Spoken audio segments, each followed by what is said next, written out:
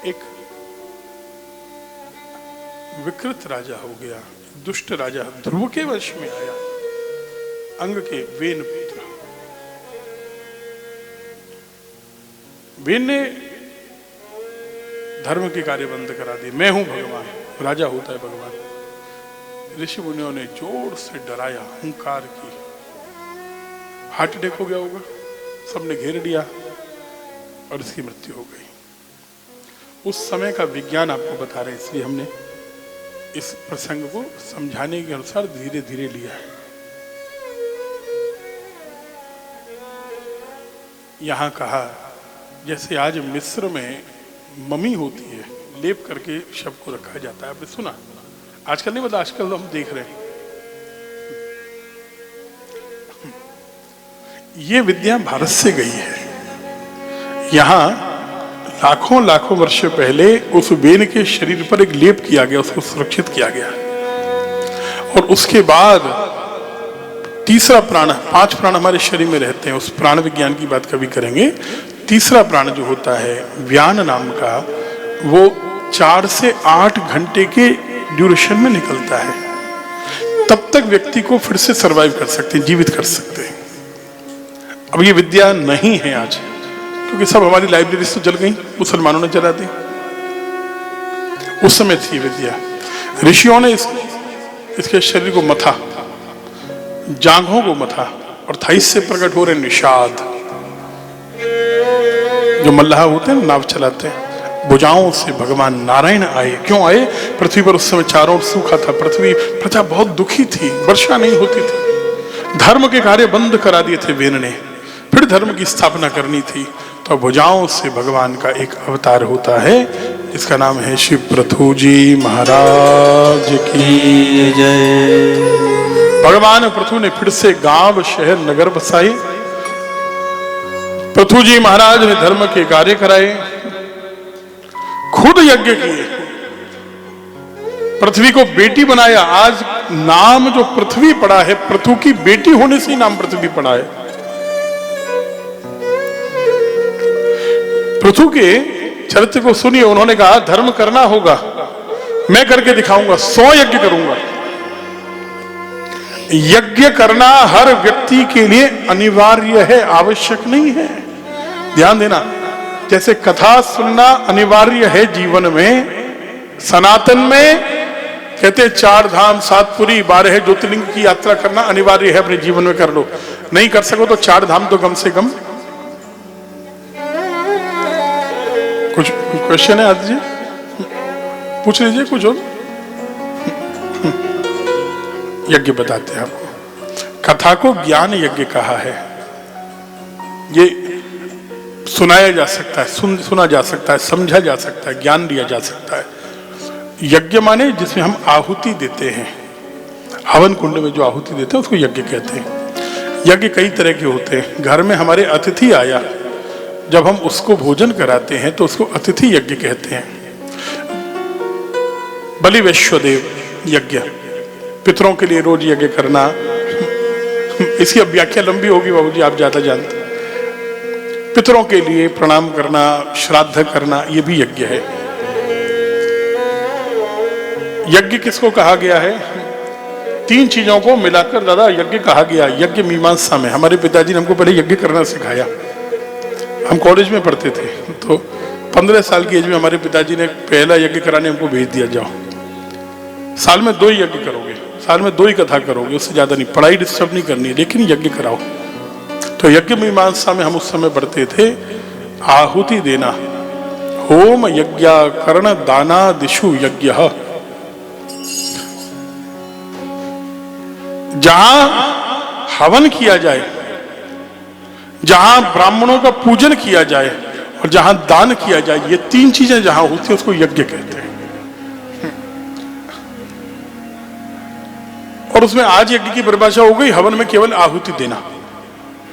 हवन में 3 काम हो रहे हैं ना, ब्राह्मणों का पूजन भी हो रहा है ना, और जो ब्राह्मण आए हैं आप उनको भोजन करा रहे हैं, उनको दान कर रहे हैं, दक्षिणा दे रहे हैं। ये मिलकर जो तीनों होम पूजन दान करना दिशु संगति यज्ञ, इन सबकी संगति हो गई, उसको यज्ञ कह देंगे। यज्ञो वही विष्णु हो, यज्ञ कौन है? भगवान विष्णु का स्वरूप है। ओम जगनेन जगनमय जंत देवास्तानि धर्माणि प्रथमान्यासन्न तेह नाकम महिमानः सचंद्र पूर्वे साध्याः सन्ति देवाः। देखो शराब जी को सब तैयार है, पुरुष सूक्त तैयार है। ये सारी दुनिया बनी है यज्ञ से, यज्ञ से प्रकट हुई है, इसलिए यज्ञ करना अनिवार्य है। आप घबराइए मत उस अग्नि की ज्वाला से। आप छोटा सा घर में जो हवन कर रहे हैं, भागवत जी की बात जो आप हवन कर रहे हैं, ये छोटा यज्ञ है, लेकिन बड़ा यज्ञ भी, जैसे कथा सुन रहे हैं ऐसे यज्ञ करना भी बहुत आवश्यक है, ध्यान दीजिएगा। और यज्ञ से तेज बढ़ता है हमारा, सारी कामनाएं पूर्ण होती हैं। कथा से होती है, लेकिन यज्ञ से तो कामनाएं पूरी होती है। अगर ब्राह्मण पवित्रता से करे और यजमान पवित्रता से करे तो निश्चित रूप से फल मिलेगा। यज्ञ किए 100, इंद्र को लगा 100 यज्ञ करने पर कोई व्यक्ति इंद्र का पद पा लेता है। कहीं अगर ये इंद्र बन गए तो उसने यज्ञ के घोड़े को चुरा लिया। उस समय घोड़े की बलि नहीं दी जाती थी, उसका पूजन होता था। घोड़े का पूजन क्यों? जीव मात्र में भगवत स्वरूप भगवान का निवास है। अश्व की भी पूजा। हाँ, आइए विजय जी बैठिए। विजय अग्रवाल जी, आपके यहाँ ऐसे समय कथा हुई जब कोई कथा नहीं आयोजन कराता था।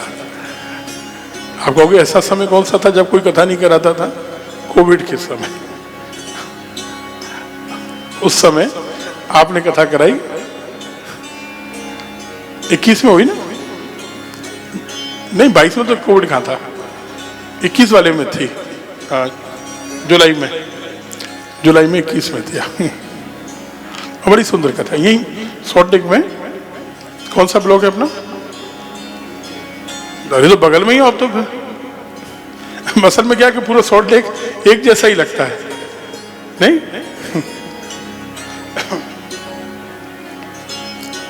तो बड़ी सुंदर कथा का आयोजन आपने भी घर में किया, क्योंकि उस समय रेस्ट्रिक्शंस थे, किसी हॉल में आप जा नहीं सकते हो, बाहर कोई काम कर नहीं सकते हो। और घर में जगह थी, 60-70 आदमी की, 150 लोग बुला लिए। और देखो कोई परेशानी हुई, कोई छींक आई किसी को, कोई बीमार पड़ा तो 150 में से सब ठाकुर जी ने बात लगा दिया। गंगा सागर का मेला हुआ इस बार। गंगा सागर में जो व्यवस्थापक हैं वो कह रहे थे कि मेला हुआ, यहाँ लाखों व्यक्ति आए, एक बीमार नहीं पड़ा कोविड के समय। बोलो राधे राधे। बात धर्म की है। अगर आप धर्म से जुड़ते हैं, धर्मो रक्षते रक्षिता, धर्म जो पूजा करता है, धर्म का आचरण करता है, उसकी रक्षा धर्म करता है जी। आइए अब थोड़ा सा तेजी से चलेंगे हम कथा में, नहीं तो ये कल नंदोत्सव नहीं होगा। क्या ये बात पक्की हो गई है? कल नंदोत्सव नहीं होगा। थोड़ा तेजी से। पृथु जी महाराज की जय। इंद्र ने घोड़ा चुराया। पृथु के पुत्र बार बार जीत लाते हैं उस घोड़े को।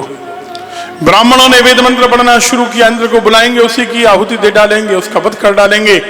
बृहस्पति ने आकर समझाया, क्षमा कर दो, क्षमा वर्ण को चाहिए। पृथु जी ने जैसे इंद्र को क्षमा किया, भगवान प्रकट हो गए। बोले 100 यज्ञ करने के बाद में प्रकट होता, तुम अंश हो, मैं पूर्ण हूं, मैं अभी प्रकट हो गया, तुम्हारे यज्ञ पूरे हो गए, वरदान मांगो। पृथु ने कहा कुछ भी नहीं चाहिए ठाकुर जी, अधिक से अधिक आपकी कथाएं सुनता रहूं बस। मानव कहता है मैंने एक बार कथा सुन ली, वही तो कथा है बार बार, क्या सुनना कथा को। पृथु जी कहते हैं ठाकुर जी 2 कानों से भी तृप्त नहीं होता मैं तो, मुझे 10,000 कानों के बराबर शक्ति दीजिए। वेदस्त्व कर्णायुतमेशमेवर वेद, ज्यादा से ज्यादा कानों से कथा सुनूंगा, माने इन 2 कान में 10,000 कानों की शक्ति, कथा ही सुनता रहूं। और ठाकुर जी आपके चरणों की सेवा मुझे मिली रहे और कुछ नहीं चाहिए, बस चरण दबाता रहूं। सनकादि मुनियों के चरणों में सारा राज्य समर्पित कर दिया पृथु जी ने, और अपने धाम गए। उनकी पत्नी अर्ची भी उनके पीछे पीछे चली गई। अगर किसी कन्या का विवाह नहीं हो रहा हो, यहां कहा पृथु जी का चरित्र सुन ले ध्यान से, तो विवाह निश्चित होगा। संतान नहीं हो रही हो, संतान मिलेगी। मूर्खो भवति पंडितः, मूर्ख विद्वान हो जाता है।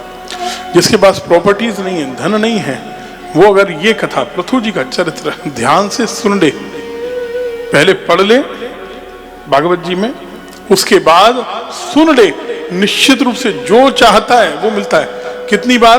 3 बार सुने। इसी चरित्र को 3 बार रिपीट करके सुन ले, लेकिन श्रद्धा से सुने, प्रोसेस में नहीं, ऐसे हाथ जोड़ के बैठ गए ऐसा नहीं होगा, अंदर उतरनी चाहिए बात। 3 बार सुनने से काम हो जाता है।